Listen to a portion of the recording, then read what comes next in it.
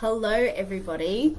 So, welcome to another chat around ADHD. So, today I really wanted to talk with you about something that I am noticing popping up a lot more in my clinic in terms of my therapy, but also my coaching space, is late diagnosis. I think it is so good that there are so many people who are being able to be diagnosed and supported and now having an understanding of what has been happening for them their entire life. And equally, though, I know with that diagnosis also can come significant grief. I think there can be grief anyway at any age in terms of, experiencing a diagnosis. But I think when it comes to particularly late diagnosis around ADHD, there's almost like these extra emotions or this extra stuff that shows up around grief. And I think that comes from the place of like what could have been, or how things could have been different, or looking back and looking at life and going, wow, there are so many maybe fuck ups or failures, or like times when you've just felt let down, that the grief is not just around, I have ADHD. The grief also becomes around, look what's happened with my life and I can't get that back. And that's a big thing for so many people to sit with. And I think it's so important that we acknowledge that for the people walking through our doors. And also if you're that ADHDer, is to acknowledge within yourself that that grief and that feeling that you're experiencing is just so fucking valid. Like if that's the only thing you hear in this next 30 minutes, your feelings are so valid. And what I notice quite often is that, because we're so sometimes focused on either wanting that diagnosis to kind of help us make sense of our world or trying to figure out what's going on, that when we get the diagnosis, there is almost like this immediate relief of like, oh my God, thank fuck, like I know what's going on now. And then what I notice, almost like clockwork, is that following that relief is the, oh fuck, right? It's all of the feelings then show up after it that aren't really in line with feeling relieved. And that's the grief cycle. That's the stages of grief. That's the stuff that we don't always talk about that is normal and natural in terms of having a diagnosis. So I wanted today to really talk you through, what these stages of grief might look like for you, what to maybe expect in terms of your experience, and just a space for you to maybe feel heard. When we think about the stages of grief, I try to think about them as like almost like a staircase, right? Where you can move up and down. Because the stages of grief, they're not fluid. We don't go through one, tick it off, go through the next, tick it off, go through the next, tick it off, and then we're done.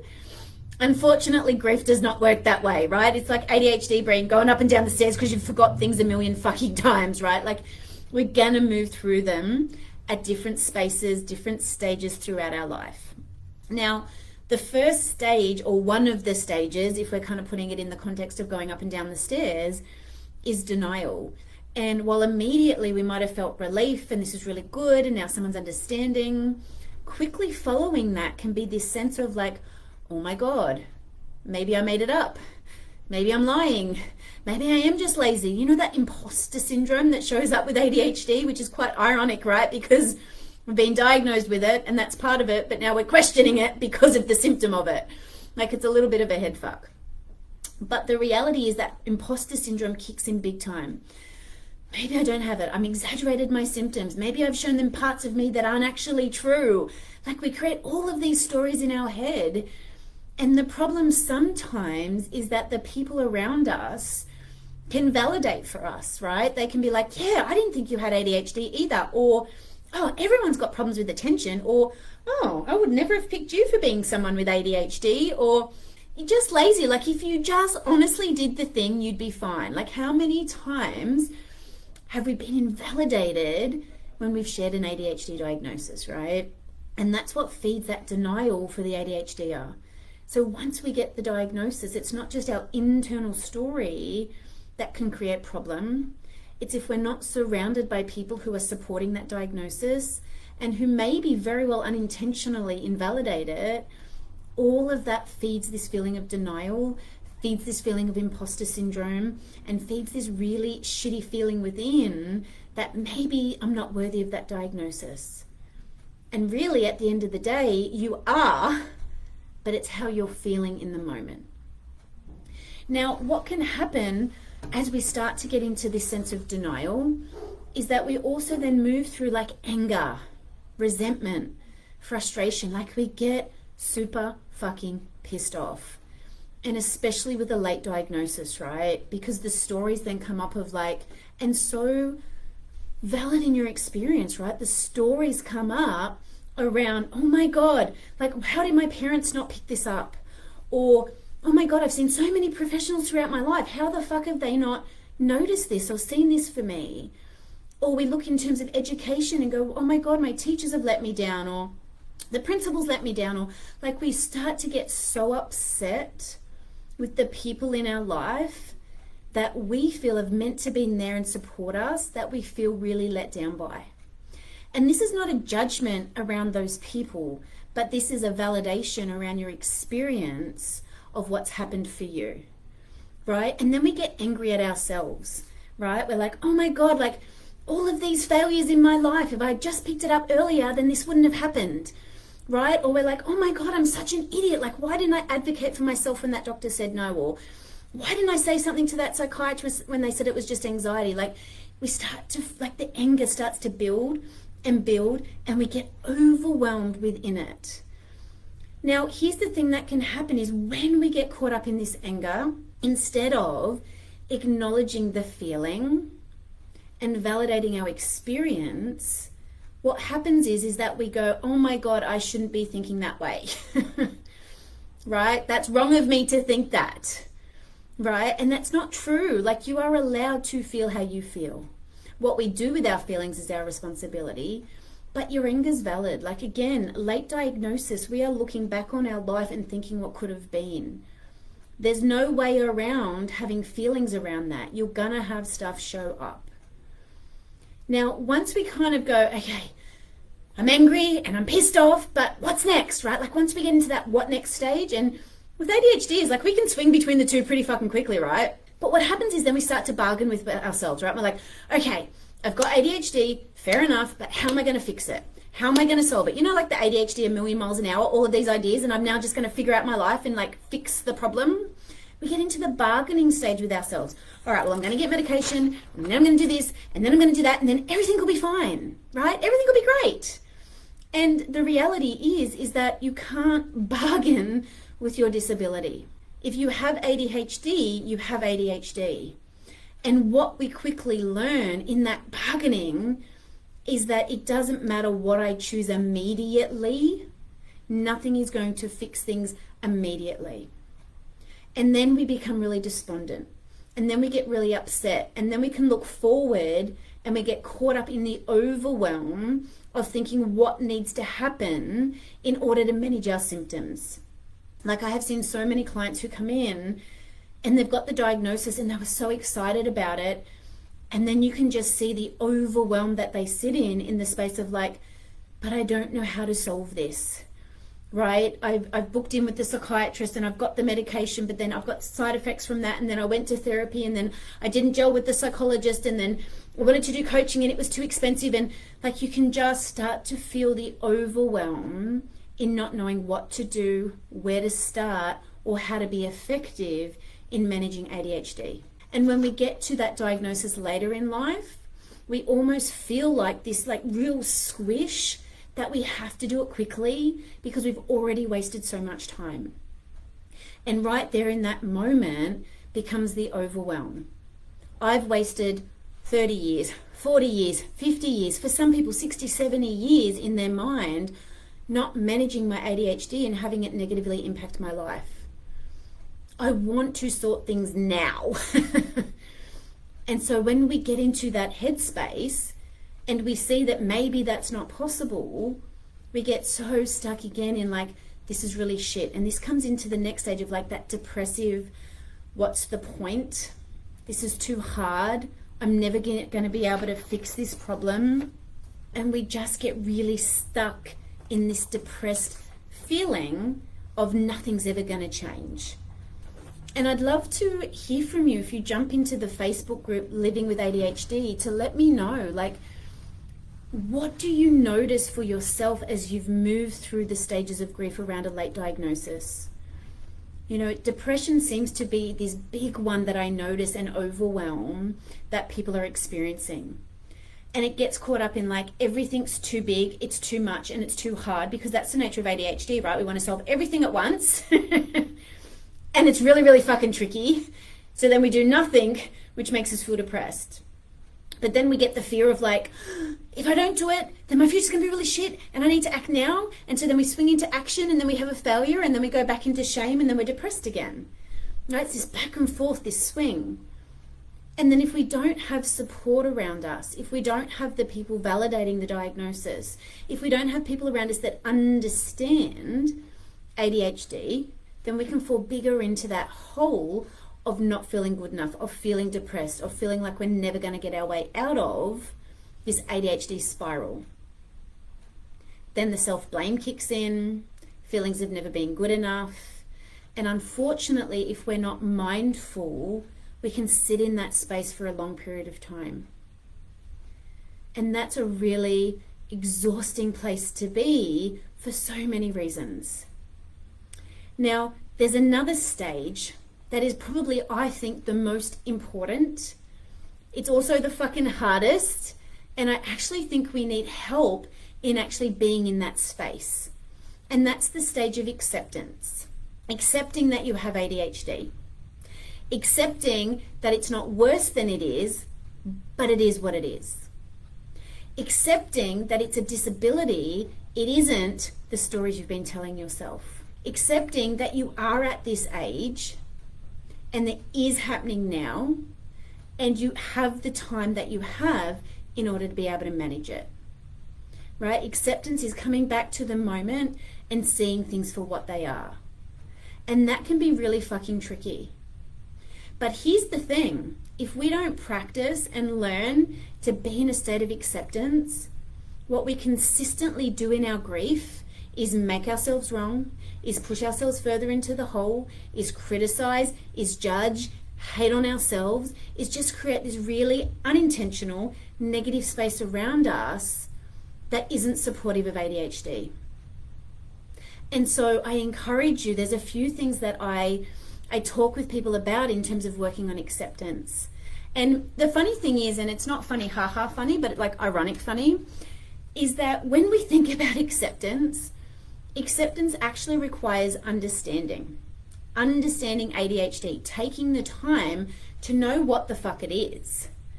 It requires compassion, showing up from a place of kindness, showing up from a place of love, being non-judgmental. Stop making fucking judgments in a negative way about your symptoms.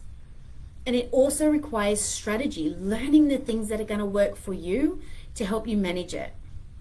And the irony that I'm talking about with ADHD is that most of the time, and I would say 99.9% of the time, ADHDs are fucking awesome at accepting other people, at being kind to other people, at showing compassion and love and giving other people ideas about how they can support themselves in their lives.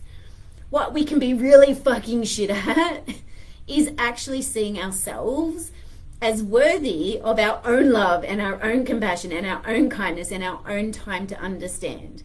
And that's when I talk about the irony. So when people say to me like, I don't know how to be compassionate to myself, I don't know how to be non-judgmental, I generally rebut that with, yes, you fucking do know how to do the skill. What you haven't learned is that there needs to be permission for that stuff to come back to you too. Now, what can you do? Like if you've got this later diagnosis in life and you're noticing yourself running up and down the staircase of grief and you're just feeling really stuck in that mouse wheel and not knowing what to do, like where do you start? And the first thing is really try to find people, whether it be online space or face-to-face, who get it or who are willing to get it or who support the fact that you have ADHD. So it's the people you want to be around where you go, I have ADHD, and they're like, okay, or can you tell me more about that? Or I'd love to learn more, right? We need to be around those people okay? And minimize the time being around people who are like, no, you don't, or you're fine, or suck it up, or, you know, you're just being lazy. Like, limit the time with those people. I don't care who they are. Maximize the time, or being in the space of people who just fucking get it. And whether that be somebody that you know personally, or somebody that you just find online, and there's, in a safe way, there's a space where you can go, it's super important. Find one person, and sometimes it might be the GP, or it might be, you know, somebody in a Facebook group, or a coach, or a psychologist. Find one person who you can talk to, who can help you navigate what they think is the best treatment route for you. And generally the GPs can be helpful if you find someone who knows about like ADHD. Because sometimes what happens is we're like, we go to the GP and they send us down this way, and then the nutritionist sends us down this path, and the OT sends us down this path, and the fucking coach sends us down this path, and all have value, abso-fucking-lutely. And equally though, if they're not working together, you're going to be in overwhelm. So pick one person to talk your story through with, and let them help you and support you to come up with a treatment plan so you don't have to do it on your own. And as I said, sometimes the GPs can be a good place to start. Practice self-compassion like a motherfucker. Like, literally get a piece of paper and write down, how do I show compassion to others? Right? And how you show compassion to others might be saying, I make time for them to talk about how they feel. When they talk to me about how they feel, I just validate what they're saying by saying, yeah, I hear you. That must be really hard. Then practice those skills with yourself. Whether you believe them or not, practice the skills with yourself. The next one is, there's somewhere in there is acknowledging that you are going to be on an emotional roller coaster for a little while yet. It's so normal. And remember, emotional dysregulation is part of ADHD. So instead of starting down the bottom and going, oh, I'm a little bit dysregulated, you are going to be like on the fucking big roller coaster. You didn't get a chance to try the baby one first. You're on the big one. Accepting that you're on the big roller coaster, knowing what it is, knowing it's okay, and just breathing as you go. The other thing that's super important is educating yourself. Like, educate yourself about ADHD, right? Attitude Magazine online is an amazing place to start. They have so many free things available that support you in understanding what ADHD is and the different part, like everything basically. But just find one place, but it doesn't have to be that one, but find one place where you are going to go to learn. We don't want you Googling ADHD and then being bombarded with 1,050 fucking different rabbit holes. Not going to be helpful, right? Like, TikTok is amazing for you to get on and look and feel validated by other people's experience. But educating yourself is not validating yourself. TikTok is useful for that. In terms of education, find something that is reputable that you are going to be able to learn and understand more about your diagnosis. The other thing that's so important is learning that ADHD is not all of who you are. And equally, you have strengths that go with this polarity of struggles and weaknesses. And writing your strengths out, asking your loved ones, hey, what are the 5 things that you see in me that are just amazing? You know, getting them to write it down, reading it every day, reminding yourself that you are more than your struggles is so important. Especially when you've got to this later space in life and you're looking back and going, oh my God, look at all the struggles I've had, look at all the failures I've had, look at how bad my behavior has been, or my life has been, or my attention has been, or insert anything. Right? When we're doing that, that's bringing in more overwhelm. Again, feelings are valid, but just getting caught up in all of the failures is going to keep you stuck. So equally, breathing and sitting in a space of going, yes, so valid, and equally though, but what are my strengths? What can I draw on now to support me in the next 6 months, in the next 6 years, right? That's what we want to focus on. And being mindful that it takes time for things to change in your world. Sometimes when we get a diagnosis and we jump in the deep end, there can be an expectation in our mind that we should be able to fix things quickly, that we should be able to just get shit done or figure things out, or now we know what it is, we should be able to sort our shit out. The reality is ADHD is lifelong, and it's about managing, it's about supporting, and it's about working with your ADHD, not fixing or trying to get rid of your ADHD. And that's a mindset thing in itself. Like, that's part of the acceptance that I'm talking about. It's a bit of a dance, right? Part of us is like, I don't want this. I want things to be better. I want to be normal. Then the other part is like, fuck, this is for life and I've got to work with this shit, and okay.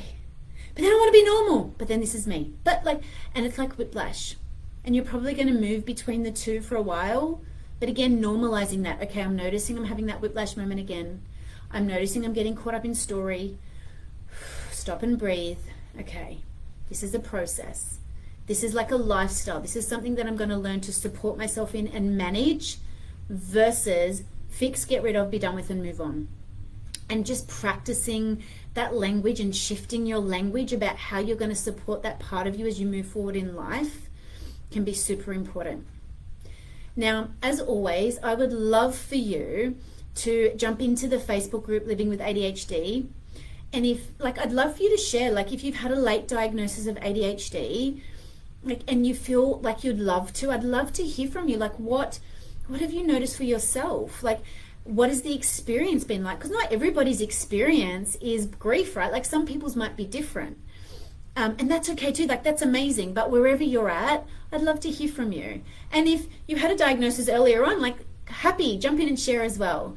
You know, our space in there as a community is all about coming together, supporting each other, learning, and have a little bit of fun. But I really wanted to just let you know today that whatever you experience after a late diagnosis of ADHD, like, it is so valid, and you will get through it, and things can absolutely get better.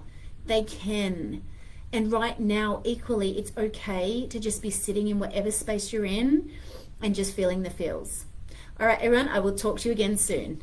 Bye.